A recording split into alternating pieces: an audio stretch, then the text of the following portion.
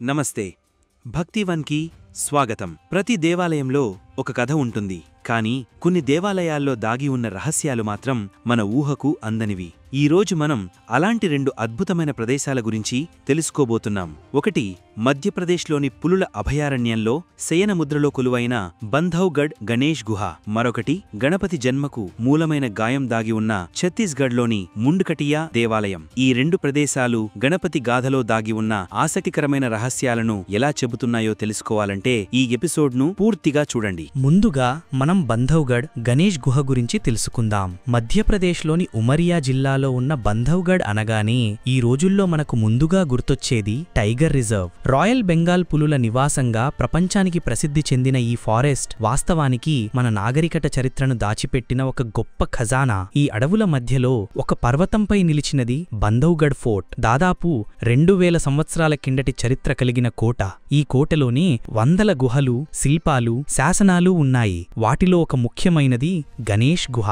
ఈ గోడపై చెక్కబడిన గణేశుడి శిల్పం వందల ఏళ్లుగా అదే స్థలంలో నిలిచి ఉంది. ఇది ఎటువంటి భారీ విగ్రహం కాకపోయినా దాని ప్రత్యేకత, దాని ఆధ్యాత్మిక శక్తి. గణేశుడు పద్మాసనంలో కూర్చొని ప్రశాంతమైన ముఖంతో కనిపిస్తాడు. ఆయన చెవులు పెద్దగా, కళ్లల్లో గంభీరత, తుండరసనంలో శిల్పకళ, ఇవన్నీ కలిసి ఒకదానితో ఒకటి సమన్వయమై చూచేవారికి మైమరపించే అనుభూతిని కలిగిస్తాయి. చరిత్రకారుల అభిప్రాయం ప్రకారం ఈ గుహ ఖల్చురి వంశానికి చెందినదని చెబుతారు. 9వ శతాబ్దం నుండి 11వ శతాబ్దం వరకు ఈ వంశం మధ్య భారతాన్ని పాలించింది. వారి కాలంలోనే బంధవ్గఢ్ కోటలో అనేక గుహలు, దేవాలయాలు నిర్మించబడ్డాయి. బౌద్ధుల గుహలు, శివ మఠాలు, వరాహ విగ్రహాలు, స్తూపాలు అన్నీ ఇక్కడే కనిపించాయి. ఆ కాలంలో రాతిమీద చెక్కడం ఒక ప్రధాన శిల్ప సాంప్రదాయం. అదే సాంప్రదాయంలో ఈ గణేష్ మూర్తి కూడా వెలసిందని భావిస్తారు.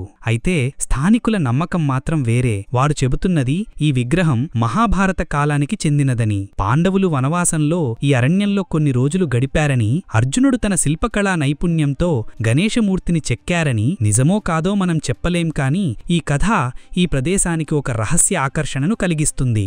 ఇప్పుడు ఈ గుహ యొక్క ప్రాధాన్యమేమిటి?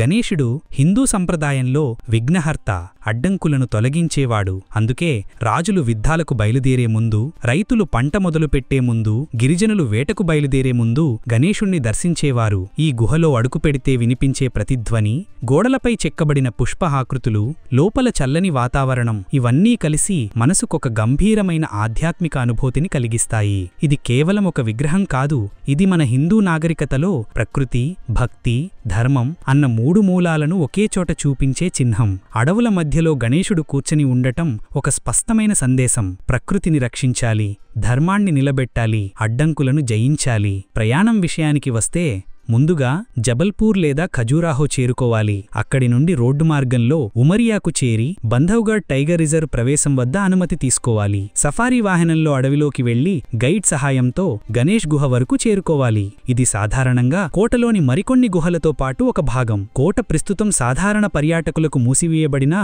కొన్ని ప్రత్యేక సందర్భాల్లో మాత్రమే దర్శనావకాశాలు ఉంటాయి.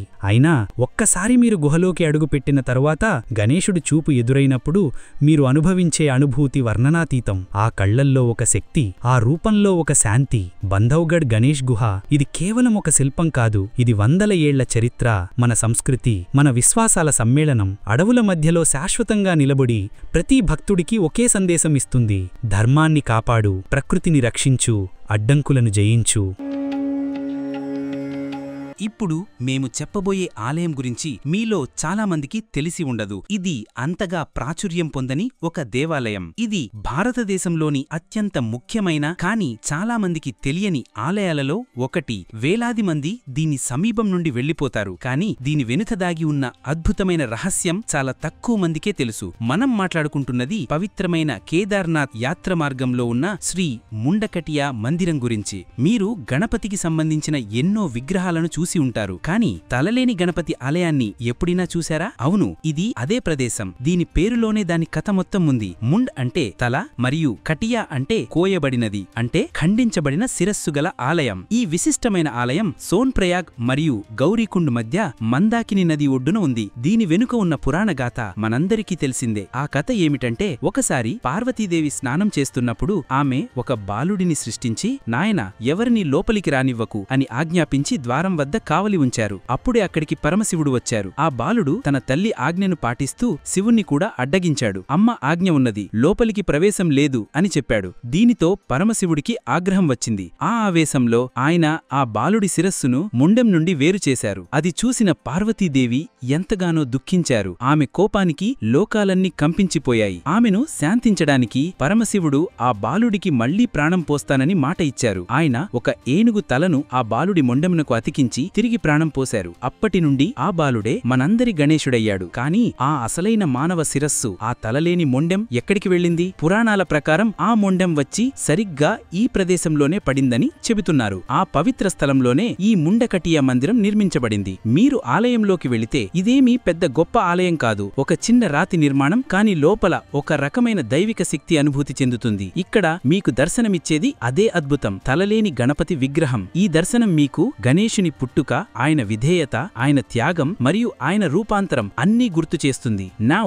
Let us see how to reach. ఈ పవిత్ర స్థలాన్ని చేరుకోవడానికి మీరు ముందుగా కేదార్నాథ్ యాత్ర యొక్క బేస్ పాయింట్ అయిన సోన్ప్రయాగ్కు చేరుకోవాలి. విమాన మార్గం. దీనికి సమీప విమానాశ్రయం డెహ్రాడూన్లోని జాలీ గ్రాంట్ ఎయిర్పోర్ట్. అక్కడి నుండి మీరు రిషికేశ్ లేదా హరిద్వార్ మీదుగా సోన్ప్రయాగ్కు టాక్సీ లేదా బస్సులో ప్రయాణించవచ్చు. రైలు మార్గం. సమీప రైల్వే స్టేషన్లు రిషికేశ్ మరియు హరిద్వార్. ఈ స్టేషన్ల నుండి సోన్ప్రయాగ్కు ప్రభుత్వ మరియు ప్రైవేట్ బస్సులు అలాగే టాక్సీలు సులభంగా లభిస్తాయి. రోడ్డు మార్గం. హరిద్వార్, రిషికేశ్, డెహ్రాడూన్ వంటి ముఖ్యమైన నగరాల నుండి సోన్ప్రయాగ్కు రెగ్యులర్ బస్సు సర్వీసులు ఉన్నాయి. సోన్ప్రయాగ్కు చేరుకున్న తర్వాత కేదార్నాథ్ యాత్ర ప్రారంభ స్థలమైన గౌరీకుండ్కు వెళ్లాలి. సోన్ప్రయాగ్ నుండి గౌరీకుండ్కు షేర్డ్ జీపులు లేదా స్థానిక టాక్సీలు అందుబాటులో ఉంటాయి. ఈ 5 కిలోమీటర్ల ప్రయాణ మార్గంలో రహదారి పక్కనే మందాకిని నది ఒడ్డున మీరు ఈ ముండకటియ ఆలయాన్ని చూడవచ్చు. నడక మార్గంలో కూడా దీనిని సులభంగా చేరుకోవచ్చు. కాబట్టి తదుపరిసారి మీరు కేదార్నాథ్ యాత్రకు ప్లాన్ వేసుకుంటే కొంచెం సమయం తీసుకొని ఈ దాగి ఉన్న అద్భుతాన్ని తప్పకుండా దర్శించుకోండి. ఈ టెంపుల్ స్టోరీ మీకు నచ్చినట్లయితే ఈ వీడియోని లైక్ చేయండి. మీ స్నేహితులు మరియు కుటుంబ సభ్యులతో షేర్ చేయండి. మరి మీరు ఈ ఆలయం గురించి ఇంతకు ముందు విన్నారా? కామెంట్స్ లో చెప్పండి. ఇలాంటి మరిన్ని అద్భుతమైన వీడియోల కోసం భక్తివన్కు సబ్స్క్రైబ్ చేసుకోండి. మళ్ళీ కలుద్దాం.